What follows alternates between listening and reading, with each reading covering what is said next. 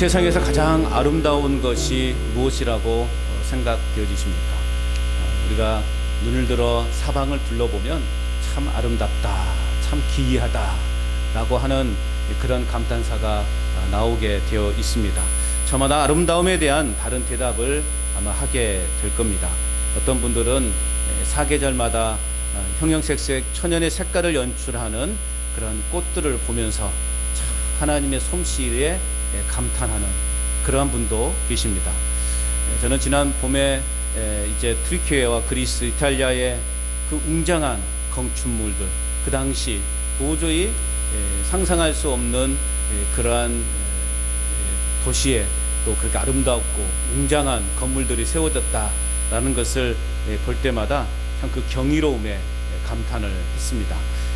또한 우리 구례를 든든히 품고 있는 지리산의 그 사계절 풍경, 그리고 굽이치는 섬진강을 바라보며 오늘 우리는 남도의 그런 자연이 주는 벅찬 그 아름다움에 또 젖어들기도 하죠.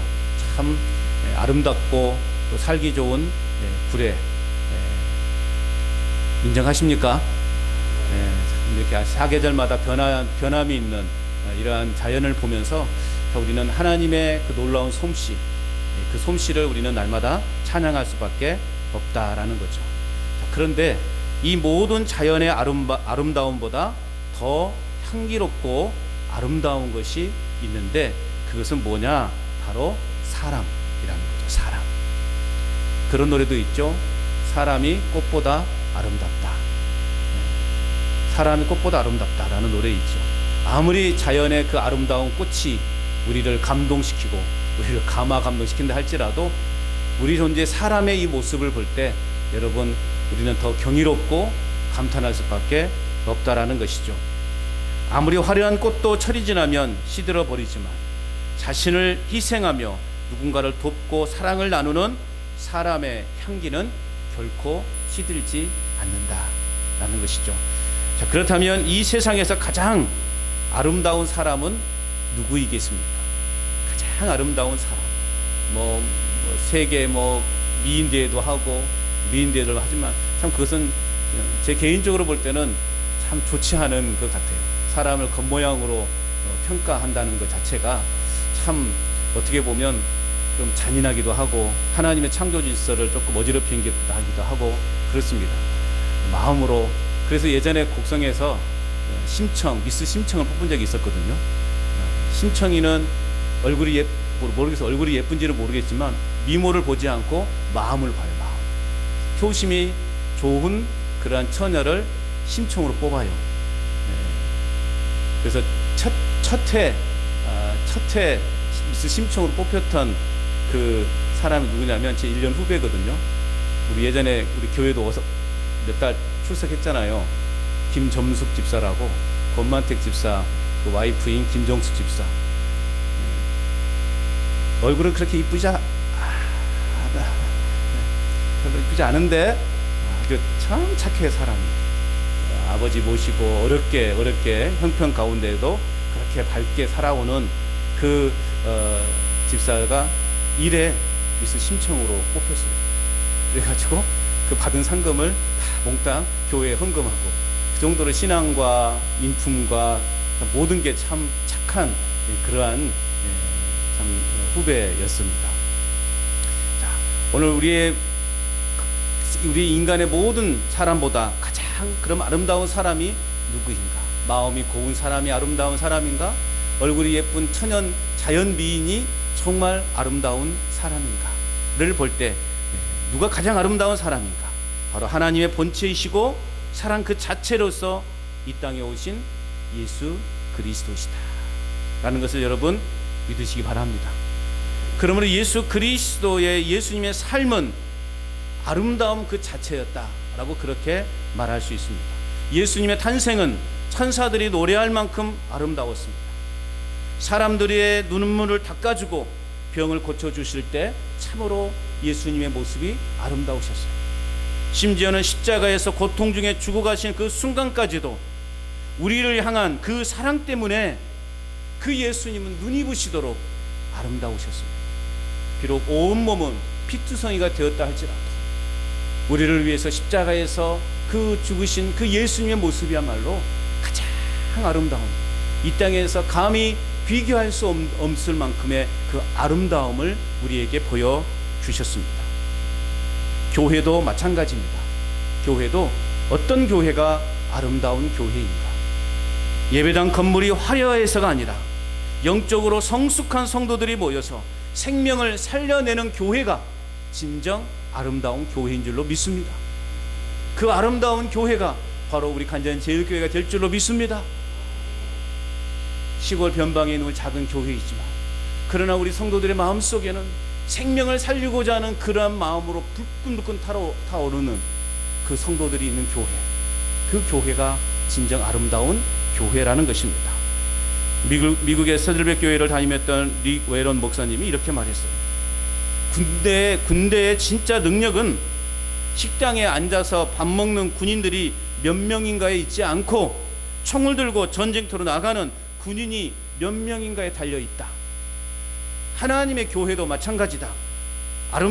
교회의 아름다움도 교회의 자리에 앉아 예배드리는 숫자에 있는 것이 아니라 세상 속으로 얼마나 많은 일꾼을 파송하느냐에 달려있다 라고 그렇게 아름다운 교회를 정의했습니다.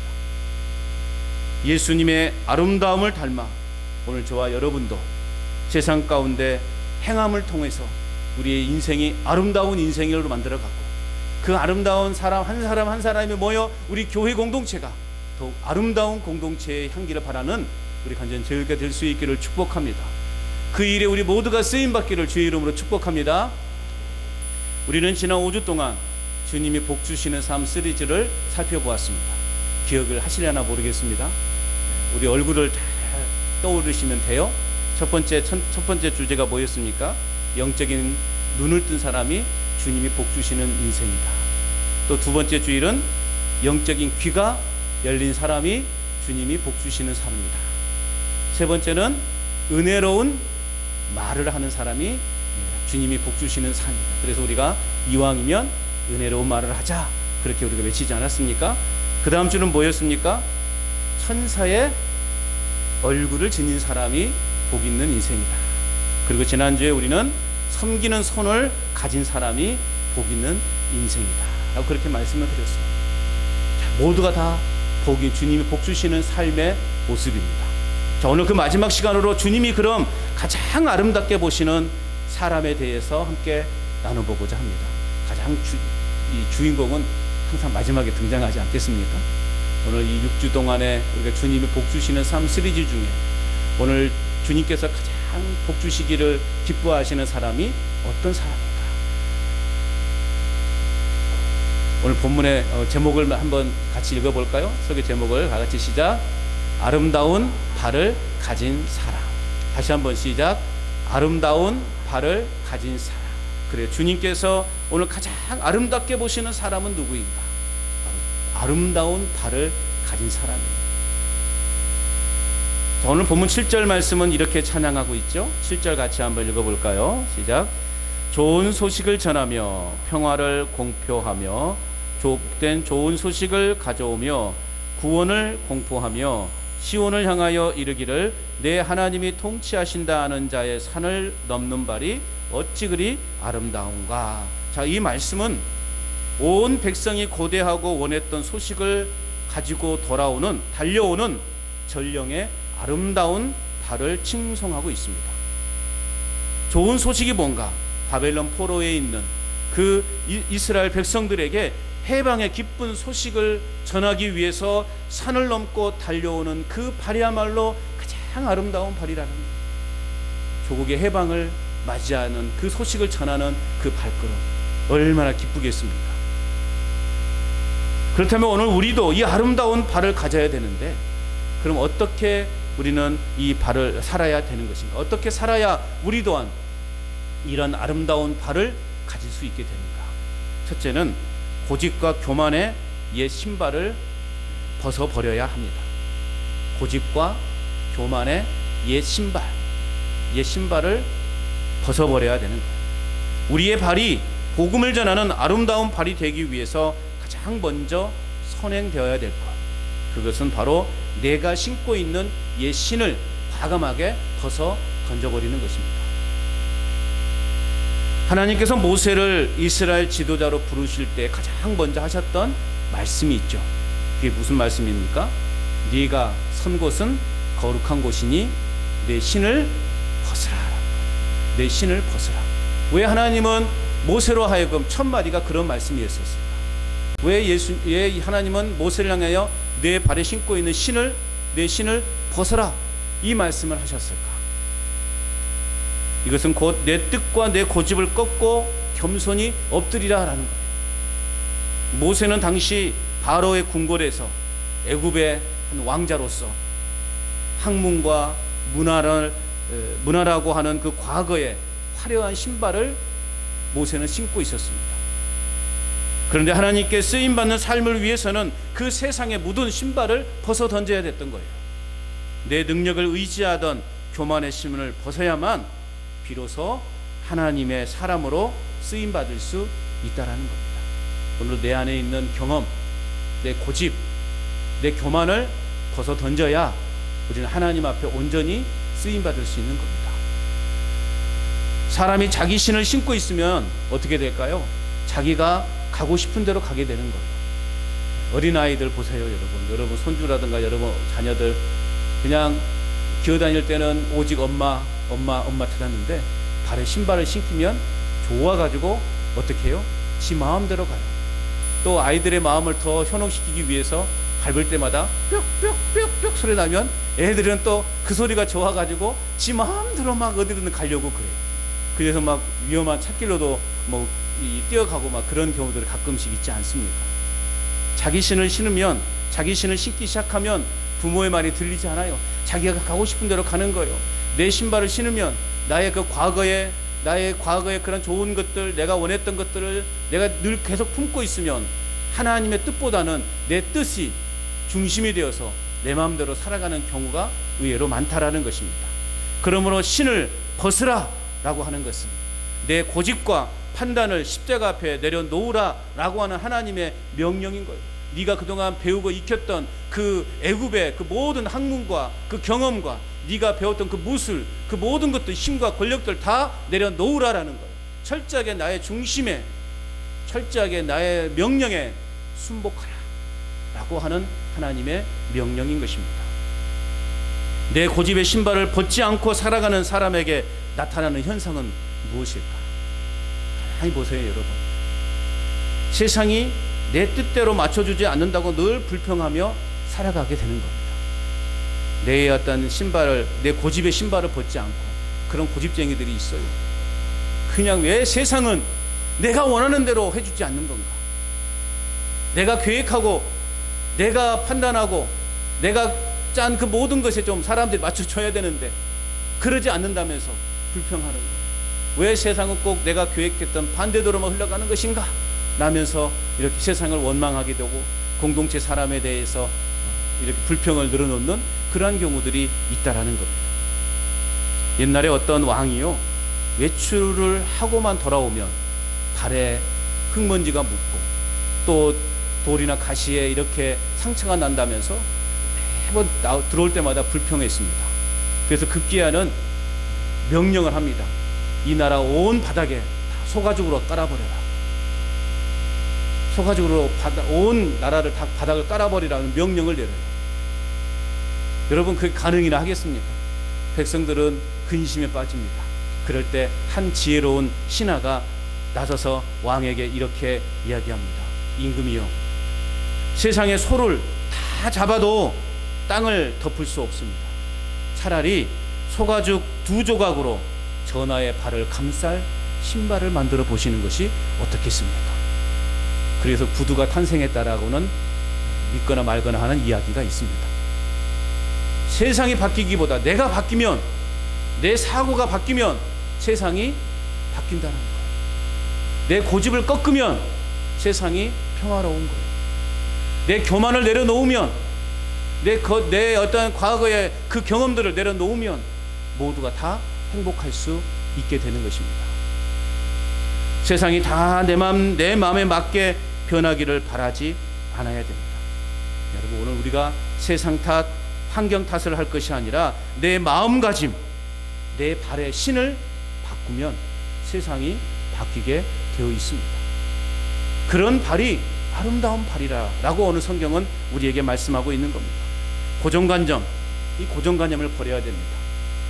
자기 의, 내 신념이라는 이 낡은 신을 먼저 훌러덩 우리는 벗어 던져야 됩니다.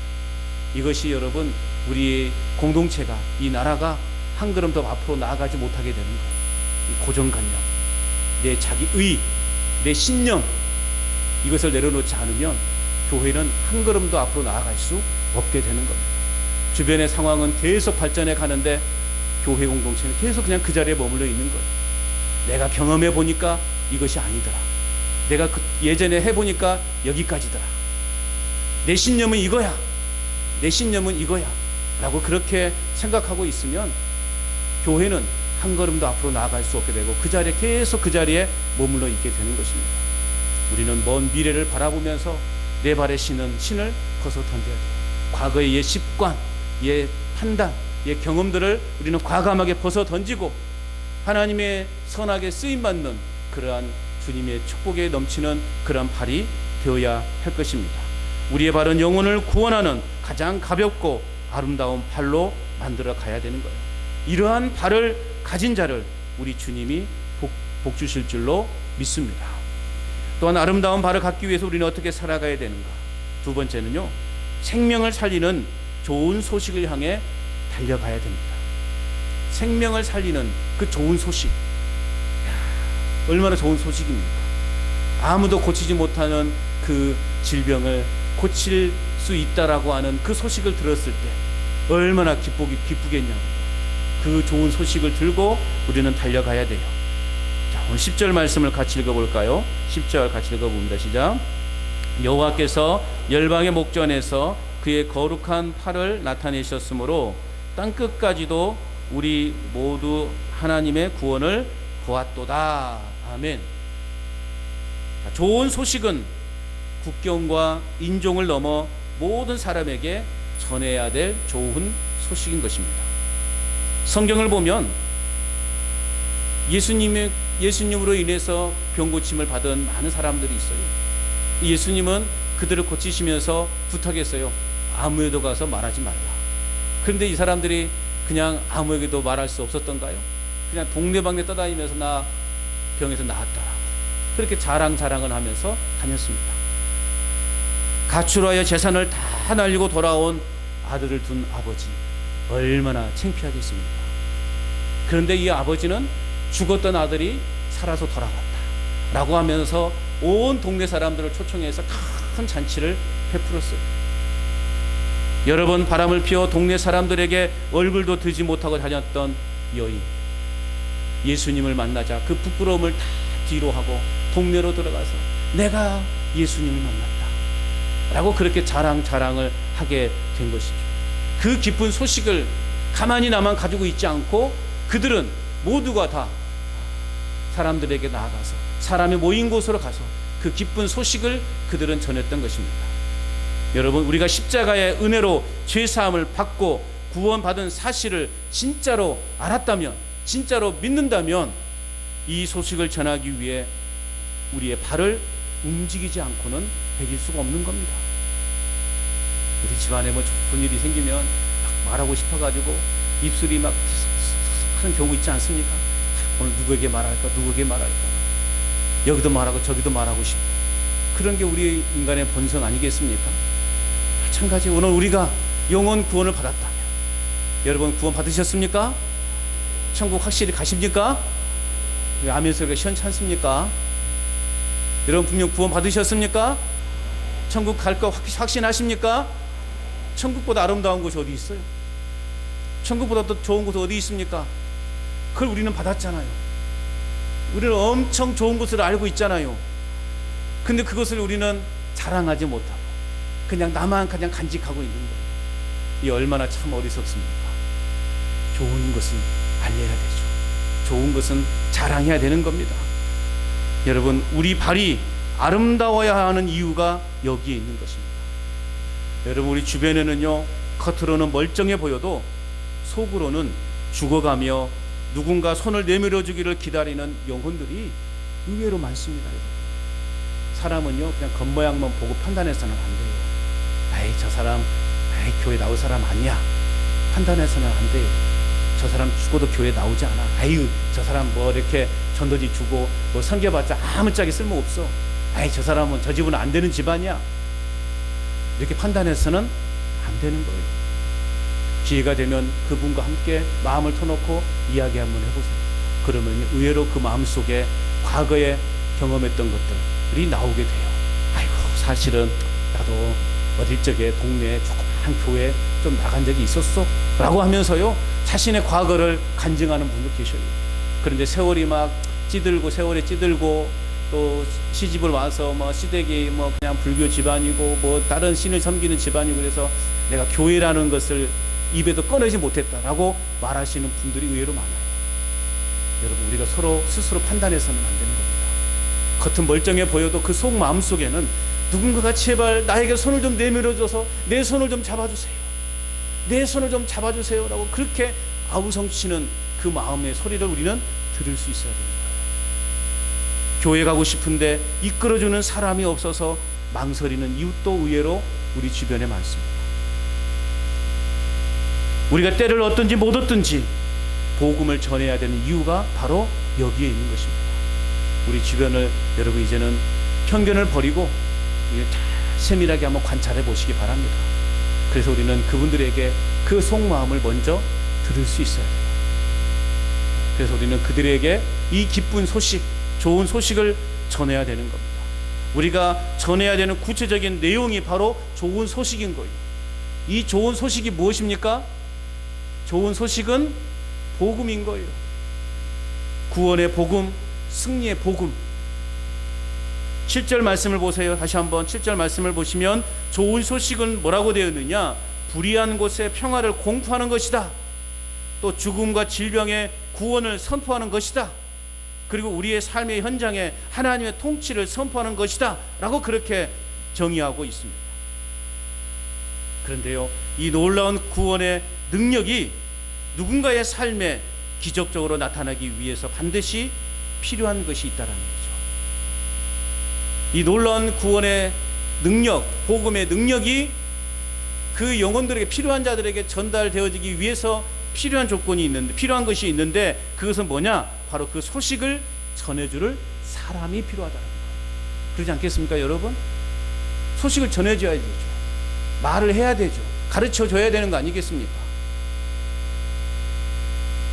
아무리 위대한 구원의 소식도 누군가 입을 열어서 전해주지 않으면 듣지 못하는 거예요.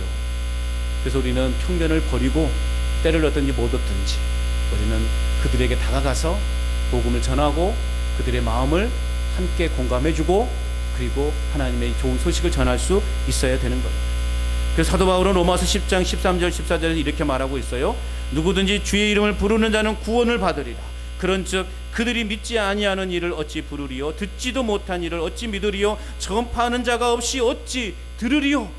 라고 그렇게 우리에게 선언하고 있습니다. 영혼을 구원하는 가장 근본적인 힘은 당연히 하나님의 말씀에 있죠. 말씀 속에서 생명이 살아나는 하나님의 역사가 일어나게 되는 것입니다. 동시에 그 말씀을 들고 나아가는 전도자의 역할도 매우 중요하다는 거예요. 여러분 안 믿는 사람이요 처음부터 하나님을 보고 믿을까요? 처음부터 하나님을 나 하나님 만났어 하면서 교회 나온 사람 있어요? 거의 그렇지 않아요. 물론 하나님의 일방적인 은혜로 인해서 그 사람은 필요하다 싶으면 그렇게 할 수도 있지만 거의 그렇지 못해요. 눈에 보이는 사람을 먼저 보고 교회에 나온다는 거예요. 눈에 보이는 사람을 보고 먼저 믿은 사람이 전해주는 복음을 듣고 또 그 사람이 삶으로 보여주는 그 믿음의 본을 볼 때 비로소 사람들의 마음문이 열리고 믿음 생활을 시작하게 된다라는 겁니다. 그러므로 우리의 삶이 어떤 삶이 되어야 되는가는 물어보지 말씀드리지 않아도 잘 아시겠죠. 올림픽 마라톤의 기원을 아실 거죠. 전쟁에 나간 병사들이 죽었는지 살았는지 전쟁에서 이겼는지 졌는지 알 길이 없는 그때에 승전보를 전하기 위해서 병사 하나가 달려옵니다. 숨이 차고 쓰러지기 직전이지만 이 기쁜 소식을 전한다는 마음에서 그 병사는 쉬지도 않고 달려갑니다. 그 병사는 아테네가 페르시아군과 싸워 이겼다라고 하는 이 소식을 전하기 위해서 쉬지 않게 달려와서 아테네 시민들에게 우리가 이겼습니다. 콱 죽었어요. 우리가 이겼습니다. 이 한마디를 전하려고 그는 쉬지도 않고 산을 건너 물을 건너 달려서 아테네에 도착해서 사람들에게 선언했어요. 우리가 이겼습니다. 이 한마디를 전하기 위해 그가 달려온 거리가 42.195km였어요. 그것을 기념하기 위해서 마라톤이라고 하는 이제 운동 경기가 시작이 된 것이죠. 여러분, 우리에게는 저 마라톤 전령이 전했던 소식과는 감히 비교할 수 없는 가장 위대한 승전보가 우리에게 있습니다. 우리는 그 승전보를 알고 있습니다. 바로 예수 그리스도께서 사망 권세를 깨뜨리시고 우리를 구원하셨다라고 하는 이 십자가의 기쁜 소식, 이 소식이야말로 다른 어떤 소식과도 비교할 수 없을 만큼 기쁜 소식 아닙니까?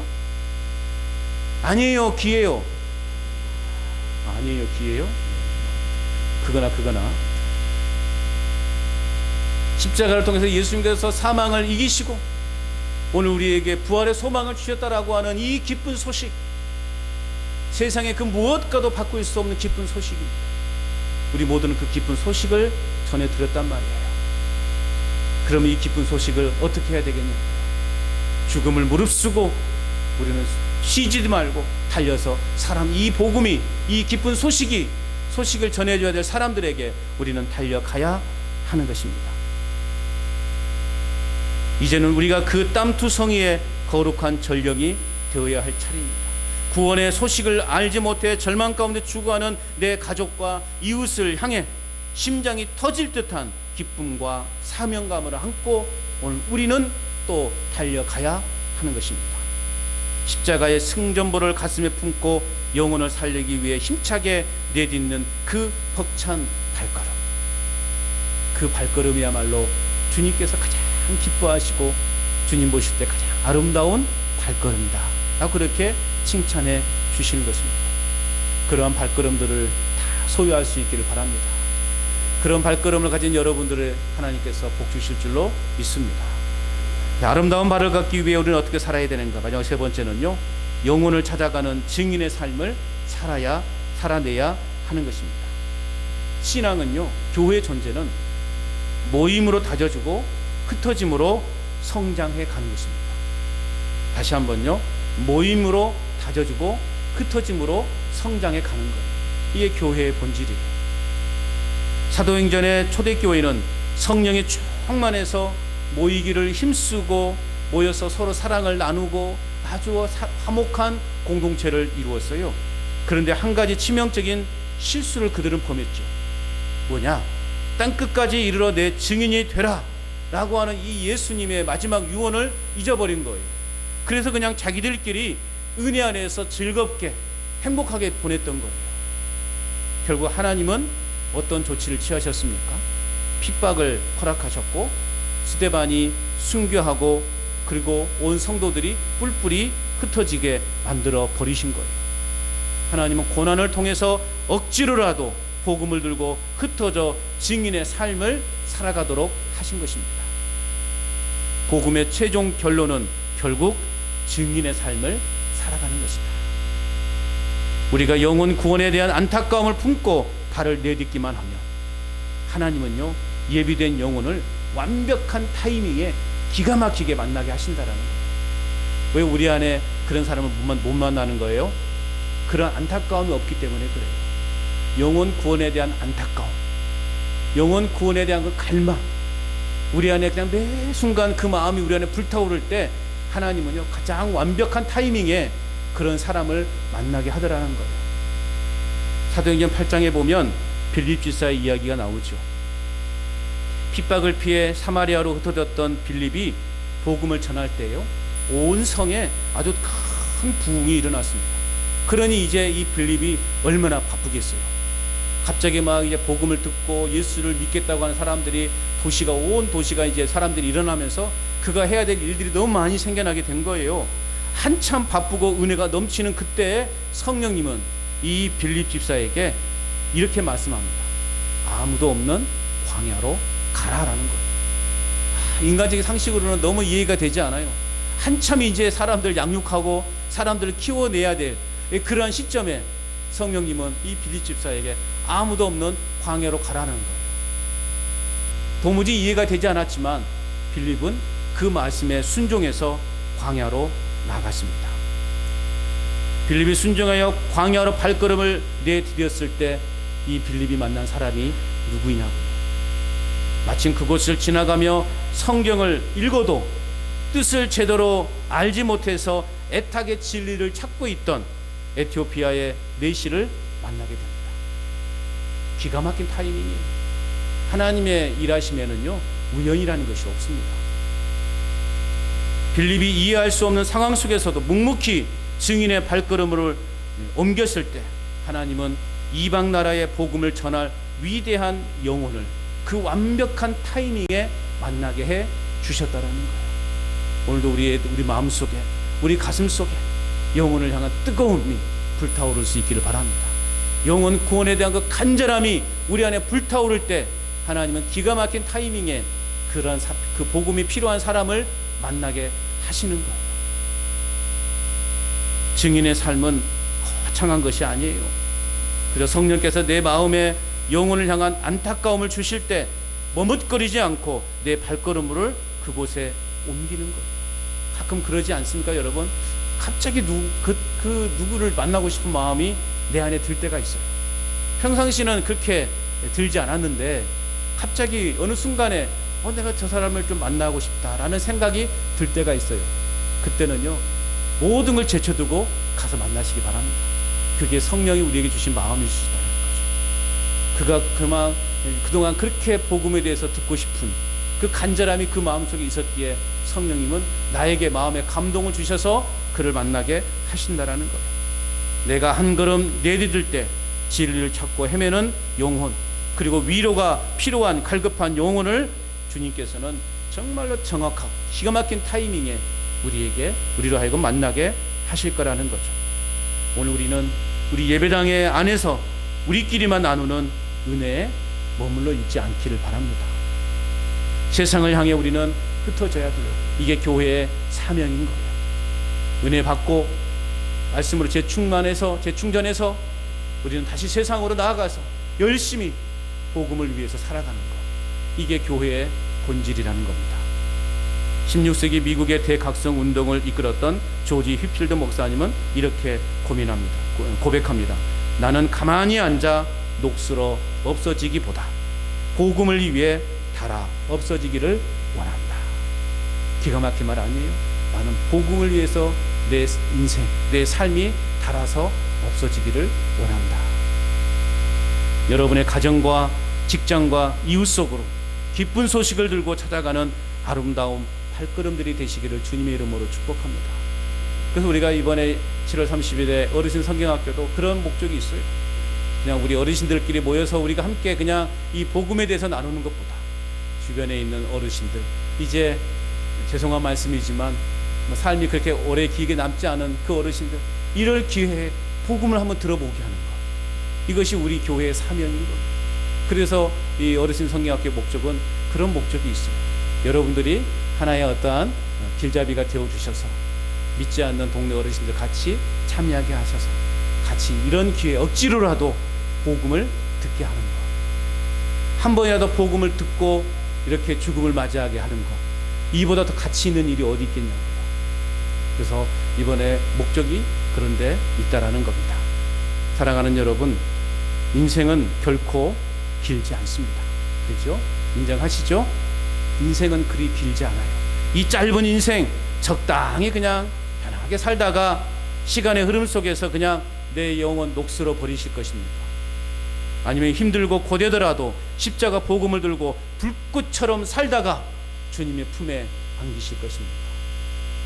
하나님께서 오늘도 우리의 생명을 연장해 주시는 단 하나의 이유는 뭐냐? 내 주변에 마귀의 종노릇하며 죽어가는 영혼들을 예수 그리스도의 피로 씻어서 살려내라 라고 하는 그 사명이 오늘 우리에게 주어졌기 때문에 오늘 하루도 우리에게 생명이 연장된 것입니다. 그러한 목적과 그러한 비전으로 우리는 살아가야 되는 겁니다. 내 이 한 몸 죽을 때까지 한 영혼이라도 복음을 듣게 하는 것, 그것이 우리 인생의 궁극적 목적이 되어야 됩니다. 그렇게 불꽃같이 살다가 주님 품에 안길 때 얼마나 주님과의 만남이 기쁘겠냐고요. 그냥 부끄러워서 아이고 그냥 주님 만나는 게 부끄럽소, 그렇게 만나는 것보다 내 이 땅에 이제 내가 예수님 믿는 기간은 짧지만 그래도 내가 불꽃 같은 인생을 살았다, 영혼 구원을 위해서 내가 이렇게 열심히 살았다, 기쁜 낯으로 우리 주님을 만나야 되지 않겠습니까? 이제 우리의 시선을 주님께 맞추고 영혼을 향해 내 발걸음을 옮길 수 있기를 바랍니다. 세상을 탓하지 마시고, 환경을 탓하지 마시고, 주변의 사람을 탓하지 마시고, 낡은 신발을 벗어 던지고 기쁜 소식을 들고 산을 넘고 물을 건너는 저와 여러분의 삶이 될 수 있기를 축복합니다. 그래서 저와 여러분의 발걸음이 주님이 인정하시고 칭찬하시는 가장 복되고 복된 아름다운 발이 될 수 있기를 주님의 이름으로 축원합니다.